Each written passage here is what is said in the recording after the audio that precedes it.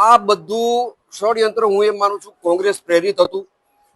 આ રેલી દરમિયાન મને જાણવા મળ્યું કે ગોંડલમાં કોઈ દિનેશભાઈ પાથર છે, એને અમારા બેનર જે લાગેલા હતા એ બેનરને તોડવાની કોશિશ કરી, અમુક બેનરો એને તોડ્યા। આનાથી જનાક્રોશ વધ્યો। ગૃહમંત્રી શ્રી જે વારંવાર કહે છે કે ચમરબંધીઓને છોડીશું નહીં, ચમરબંધીઓને છોડીશું નહીં, પરંતુ અહીંયા ભાજપના ચમરબંધીઓ હોવાથી આ ભાજપની આંતરિક લડાઈ છે। બંને બાજુ ભારતીય જનતા પાર્ટીના જ નેતાઓ જે છે એ પોતાના અસ્તિત્વ માટે લડી રહ્યા છે અને ભોગ બની રહી છે નિર્દોષ જનતા। જેવી રીતે ખોટા આક્ષેપ કર્યા એનાથી જનતાની અંદર આક્રોશ વધ્યો છે। ખોટી જ વાત, ગોંડલને બદનામ કરવાની વાત। ગોંડલ મિર્જાપુર છે, ગોંડલની અંદર કોઈ દીકરી દેતું નથી। આ હદ સુધીના નિવેદન મીડિયાના માધ્યમથી આ બધા મિત્રોએ પેલા બેને જીગીસાબેને આપેલા છે કે ગોંડલની અંદર કોઈ દીકરી દેતું નથી। આ બધું ષડયંત્ર હું એમ માનું છું કોંગ્રેસ પ્રેરિત હતું। આ રેલી દરમિયાન મને જાણવા મળ્યું કે ગોંડલમાં કોઈ દિનેશભાઈ પાથર છે, એને અમારા બેનર જે લાગેલા હતા એ બેનરને તોડવાની કોશિશ કરી, અમુક બેનરો એને તોડ્યા। આનાથી જનાક્રોશ વધ્યો અને ગોંડલની સ્વયં બહારથી આવેલા હતા એને જાકારો આપવા માટે તમામ જનતા, તમામ સમાજ, ખાસ કરીને લેવા પટેલ સમાજ મોખરે રહ્યો છે કે અમારા ગામની અંદર શાંતિ છે, અમારી શાંતિ હણવા માટે કોઈ પ્રયત્ન કરે નહીં। જુઓ, ગોંડલ હોય કે ગુજરાતની કોઈ પણ અન્ય જગ્યા હોય, રાજકીય પ્રવેશ તો ગુજરાતની લોકશાહી છે। અહીંયા તો તમિલનાડુથી તમિળ મુંડન કન્નમ ટીએમકેની પાર્ટીને પણ આવવું હોય તો અહીંયા આવી શકે છે, એમને કોણ રોકી શકે છે?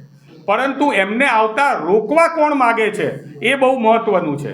એટલે ગુજરાતની અંદર આ ષડયંત્ર એ રાજકીય જમીન બચાવવાનું નથી, પરંતુ ભારતીય જનતા પાર્ટીની અંદરની યાદવાસ્તરી છે। ભારતીય જનતા પાર્ટી અસંખ્ય ખેમાઓમાં વહેંચાઈ ગઈ છે અને ભાજપની અંદર જે પ્રમાણે ભડકો થઈ રહ્યો છે, પરંતુ એની જે ભોગ છે એ ગોંડલની નિર્દોષ જનતા બની રહી છે। ગોંડલની નિર્દોષ જનતાને આની ભોગ બનતી અટકાવવા માટે થઈને મુખ્યમંત્રી શ્રી અને ગૃહમંત્રી શ્રી ક્યારે કાયદાકીય પગલાં લેશે એ ગુજરાતની જનતા વાટ જોઈ રહી છે। જો સૌપ્રથમ તો ગોંડલ હોય કે ગુજરાત હોય, કાયદો અને વ્યવસ્થાની જવાબદારી એ ગૃહમંત્રીની છે અને સરકારની છે। આજે જ્યારે ગોંડલમાં જે અત્યારના દ્રશ્યો તમે જોઈ રહ્યા છો એ દ્રશ્યની અંદર આપણા ગૃહમંત્રી જે એમ કહેતા હતા કે કાયદામાં રહેશો તો ફાયદામાં રહેશો, મને લાગે છે કે અહીંયા કાયદામાં કોઈ રહેતું નથી। અહીંયા જે પ્રમાણે ગોંડલની અંદર દ્રશ્યો જોવામાં આવે છે એ દ્રશ્યો જોતા ગૃહમંત્રી શ્રી જે વારંવાર કહે છે કે ચમરબંધીઓને છોડીશું નહીં, ચમરબંધીઓને છોડીશું નહીં, પરંતુ અહીંયા ભાજપના ચમરબંધીઓ હોવાથી આ ભાજપની આંતરિક લડાઈ છે। બંને બાજુ ભારતીય જનતા પાર્ટીના જ નેતાઓ જે છે એ પોતાના અસ્તિત્વ માટે લડી રહ્યા છે અને ભોગ બની રહી છે નિર્દોષ જનતા।